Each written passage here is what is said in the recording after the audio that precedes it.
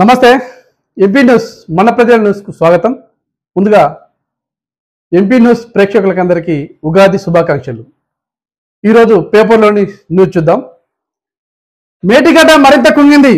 గతంలో 1.5 అడుగుల మేరకే ఇప్పుడు 4 నుంచి 5 అడుగుల మేర కుంగుబాటు. మట్టికట్ట కింద నుంచి లీక్ అవుతున్న నీళ్లు. కాళేశ్వరంపై కావాలనే దుష్ప్రచారం. భవిష్యత్ తరాలకు ఆ ప్రాజెక్టే పెద్ద వరం కేటీఆర్. కాళేశ్వరం ప్రాజెక్టు ఎన్నికల సమయం నుంచే అది కుంగుతుందిరా బాబు, దాన్ని సరి చేయాలని చెప్పేశారంటే అది ఫ్లేవర్ వేసినప్పుడు ఆ స్లాబ్కి ఈ స్లాబ్కి మధ్యలో ఉండే ఒక పర్రె, ఆ పర్రె మార్చినందుకు వీళ్ళు పెద్ద అధ్యస్థాన్లు. అది కుంగుడు కాదు, కూరుడు కాదు, ఏం కాదని చెప్పేసి పెద్ద గప్పాలు కొట్టిండు. తీరపోయి చూస్తే ఆడ పెద్దగా 2-3 పుల్లెలు కుంగినాయి, మొత్తం పర్రెలు బాసినాయి. ఎక్కడ పర్రెలు బాసినాయి? కుంగినే కాదు, మీదే కాదు పర్రెలు బాసింది. నిర్మాణంలో కింద 2-3 పిల్లర్లు కుంగినాయి. పోయి మన రేవంత్ రెడ్డి వారి బృందం పోయి చూస్తే మొత్తం చిట్టా బయటపడ్డది. అయినా కూడా వీళ్ళు పెద్ద రెడ్ హ్యాండెడ్గా దొరికినా కూడా మేము కాదు అని చెప్పేసినట్టుగా సింపుల్గా తీసేస్తారు. గత ప్రభుత్వం ఉన్నప్పుడు 100 కోట్లు పెట్టిన ప్రాజెక్టు ఏదైనా ఒక మన స్లాబ్ కడితే, ఒక మన ఇల్లు నిర్మించుకుంటే మధ్యలో ఒక పిల్లర్ పోతే ఆ ఒక్క పిల్లర్ బాగా చేయగలుగుతుంది. ఎక్కడ చూపిస్తారా కేటీఆర్? ఏ విధంగా చేయాలంటే మళ్ళీ ఇంజనీరింగ్ తీసుకొస్తేనే ఆ ప్లాన్ వస్తుంది. అంతకుముందు వీళ్ళు అయ్యే ఇంజనీర్ అన్నట్టుగా కాళేశ్వరం మేడు పెట్టి కట్టినా, మేడు బొట్టు ఖర్చు పెట్టినా అని చెప్పేసి ఉంటుంది. అట్లా పెట్టినప్పుడు దాన్ని పర్వానుసారం అది ఖరాబ్ అయినప్పుడు మేమే బాధ్యత అని చెప్పాలి. ప్రాజెక్టు నీళ్ళు నేకన్నా ఎక్కడ నీళ్ళు కుంగినాక ఎక్కంటది, ఎత్తిపోతే చేసే ప్రాజెక్ట్ కట్టే తప్ప ఇది కరెక్ట్ ప్రాజెక్టు కాదు.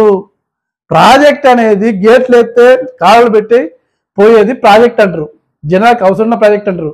వీళ్ళు సొమ్ము చేసుకోవడానికి, వీళ్ళు లక్షల కోట్లు దొబ్బడానికి చెప్పేసి కింద కట్టి పైనుంచి ఎత్తిపోవడం, మోటార్లు కొనడం, ఇవన్నీ చేయడం అనేది వీళ్ళ స్వలాభం కోసం, వీళ్ళ సొంత లాభం కోసం కట్టుకోవడం తప్ప అది జనాల కోసం కట్టిన ప్రాజెక్టు కాదు. జనాల కోసం వీళ్ళు కట్టినట్టయితే ఇంతకుముందు లెక్క కాంగ్రెస్ గవర్నమెంట్ శ్రీరామ్ సాగర్ ప్రాజెక్టు పైన కట్టిల్లు. ఇప్పుడు గేట్ ఎత్తగానే నీళ్లు వస్తూనే ఉంటాయి.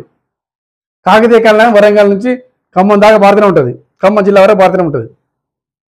గట్టుండాలి కానీ ప్రాజెక్ట్ అంటే నువ్వు కట్టిన ప్రాజెక్ట్ ఏందా 100 మోటార్లు, బాహుబలి మోటార్లు తెచ్చి కట్టి దాని కరెంట్ బిల్లు కట్టలేక వేల కరెంట్ బిల్లు కట్టుకుంటా దానికి మెయింటెనెన్స్.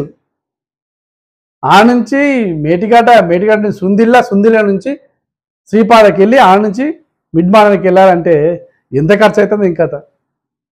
అది ఎవడని చెప్తే తెలివి తక్కువ పని, అది అంతా చేయడం. తెలివైన పని, జనాలకు అవసరం వచ్చే పని అంటే గేట్లు ఎత్తగానే వచ్చే ప్రాజెక్టు కట్టాలి తప్ప వీళ్ళ లాంటి కాళేశ్వరం ప్రాజెక్టు కాదు. ఏ ప్రాజెక్టు కట్టినా 100 సంవత్సరాలు ఒక టార్గెట్ వేసుకొని కట్టుకుంటారు. 100 సంవత్సరాలు టార్గెట్ వేసుకుని కట్టుకుంటారు. ఏదైనా జరిగితే ముఖ్యమంత్రి ఎమ్మటే రాజీనామా చేస్తాడు, దానికి సంబంధించిన మంత్రి ఎమ్మటే రాజీనామా చేస్తాడు, దాని విచారణ చేపడతాడు. వీళ్ళు ఎట్లా కాదు, రాజీనామా కాదు కదా, పదవి మొత్తం పోయేదాకా అట్నే కూర్చుంటారు. ఆ నిజాన్ని కూడా అబద్ధం చెప్పే బాపత ఎవరు?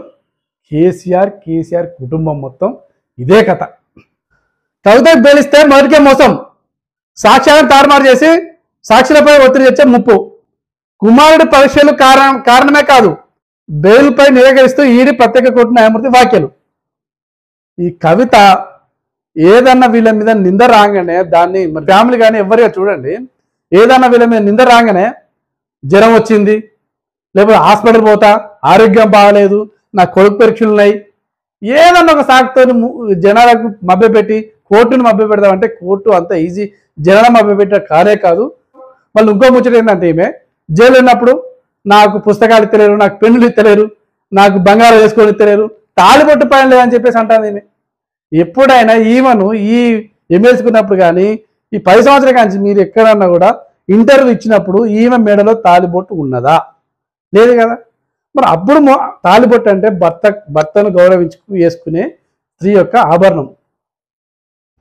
అంటే స్త్రీని భర్తని గౌరవిస్తానా, నాకు లేకుండా ఎట్లా అన్నట్టుగా జనాల పరిచయం చేస్తాను. జైల్లో రూల్స్ అండ్ రెగ్యులేషన్ ఏంటంటే ఎవరైనా జైల్లోకి వెళ్తున్నప్పుడు వాళ్ళ ఒంటి మీద ఉన్న నగలు కానీ బుట్టాలు ఏవైనా కూడా తాళ్ళు కానీ ఇవన్నీ తీసేసి లోపల పంపిస్తారు. నీకు వేరే స్పెషల్ కాదు కదా. ఒకే స్పెషల్ కూడా కొన్ని చేసింది, నీకు ప్రత్యేక భోజనం అంటే ఏర్పాటు ఇవన్నీ చేసింది. కానీ ఇప్పుడు జైల్లో పోయినప్పుడు తాళిబొట్టు అవసరం. ఎవరు చూస్తారు అక్కడ తాళిబొట్టు? బంగారం ఎవరు చూస్తారు? సింగిలే ఒకటే గదిలో ఉంటుంది జైలు వేసినప్పుడు. నీకు ఎందుకు అక్కడ లేనిపో నేను ముందేసి జనాలను పరిచయం చేసి జనాల లెక్కనే కోర్టును ఆగం చేస్తామంటే కోర్టు అంత ఈజీగా బోల్తా పడదు. వాళ్ళు అన్ని ఆలోచించే చేస్తారు. కాబట్టి ఈమె బయటకు వస్తే ప్రమాదం ఉంది, ఈమె అసలే టక్కరి, అసలే పరిచయం చేసే మనిషి అని చెప్పేసి వాళ్ళు గుర్తించి ఈమెకు బెయిల్ ఇవ్వలేదు. అప్పూర్లో ఇద్దరు ఫోన్ ట్యాపింగ్ కేసులో కీలక పరిణామం. ఈ ఫోన్ ట్యాపింగ్ వ్యవహారం ఇద్దరు అప్రూవర్గా మారి ప్రభుత్వానికి అన్ని ఎవరెవరు చేసిన ఏం కదా మొత్తం డాటా ఇస్తున్నట. ఇంకా అది ఎక్కడెక్కడ పెట్టిళ్ళు వార్ రూములు ఖమ్మం జిల్లా నేలకొండపల్లి మామిడి తోటలు కూడా ఏర్పాటు చేసినట. ఇట్లా చేసి జనాలను పరిచయం చేసిడు ఈ అధ్యక్షు తప్ప వీళ్ళు చేసిన కొత్తగా ఏం లేదు. టీఆర్ఎస్ గవర్నమెంట్లో వీళ్ళంతా బూటక వ్యవస్థ. ఒక తెలంగాణ మనకు వస్తే ఎంత బాగుపడుతుందని జనాలు అనుకుంటే వాళ్ళకి విరుద్ధంగా వీళ్ళు ఒక 10 సంవత్సరాలు వెనకనెట్టి మొత్తం తెలంగాణను ఆగం చేసిన ఫ్యామిలీ ఎవరైనా ఉన్నారంటే అది కేసీఆర్ ఫ్యామిలీ. నన్ను దెబ్బతీసే కుట్రలు వెనుక నుంచి కొందరు గూడుపుటాన్ని చేస్తున్నారు. రేవంత్ రెడ్డి కోడంగల్ కాంగ్రెస్ నాయకులతో సీఎం సమీక్ష. షకీల్ కుమారుడు రాహిల్ అరెస్ట్. ప్రజాభవన్ వద్ద రోడ్డు ప్రమాదం కేసు 3 నెలలకు అదుపులోకి. దుబాయ్ నుంచి రాక పోలీసులకు ఎయిర్పోర్ట్ సిబ్బంది సమాచారం. 14 రోజుల రిమాండ్. ఇంతకుముందు టీఆర్ఎస్ గవర్నమెంట్ ఉన్నప్పుడు టీఆర్ఎస్ ఎమ్మెల్యే షకీల్ కొడుకు రాహిల్ ర్యాష్ డ్రైవింగ్ తోటి ఈ ఎమ్మెల్యే కొడుకులు కానీ ఎవరైనా కూడా ఒక అధికారం ఉండగానే మా డాడీ మంత్రి లేదా మా డాడీ ముఖ్యమంత్రి మా డాడీ ఎమ్మెల్యే అని చెప్పేసి వాళ్ళు చేసే పనులు వాళ్ళ స్థాయికి మించి ఉంటాయంటే ఏ చేసినా ఇవ్వలేమన్నట్టు చేస్తారు. అదేవిధంగా ఈ రాహిల్ అనే పిల్లవాడు షకీల్ కొడుకు కాబట్టి మా డాడీ ఎమ్మెల్యే నన్ను ఏం చేసినా అని చెప్పేసి హైదరాబాద్లో ప్రగతి భవన్ ముందు ఈయన చేసిన యాక్సిడెంట్ అప్పుడు వాళ్ళ పోలీసులు అనేసరికి ఎవరు ఏమనలేకపోయారు. తర్వాత ఆయన దొరికించుకుందామంటే ఆయన తర్వాత కాంగ్రెస్ గవర్నమెంట్ వచ్చిన తర్వాత ఆయన పట్టుకుందామంటే ఆయన వేరే దేశం వెళ్ళిపోయిండు. మొన్న వచ్చిందట. ఆ సమాచారం పోలీసులకు ఇస్తే పోలీసు వాళ్ళు జైలు వేసిల్లట. 14 రోజులు రిమాండ్కి ఇచ్చిందని ఒక వార్త వచ్చు. పొగబట్టి చంపేసింది. యువతి సిగరెట్ తాగుతుండగా వీడియో తీసిన యువకుడు. అదే పనిగా మనం చూస్తుండటంతో వాగ్వాదం. స్నేహితులను పిలిపించి యువకుడిపై తీవ్ర దాడి. చికిత్స పొందుతూ మృతి. నాగపూర్లో ఘటన. యువకుడిని అదమార్చి ఇన్స్టాలో షేరింగ్.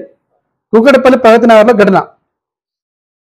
హైదరాబాద్ కూకట్పల్లిలో ఒక యువకుడు రోడ్డు మించిపోతాంటే 2-3 ఫ్రెండ్స్ కలిసి విచిత్రరహితంగా కత్తితో పొడిచిన ఘటన. ఈ చనిపోయిన స్నేహితుడు వీడియో తీసి దాన్ని ఇన్స్టాగ్రామ్లో షేర్ చేసినట.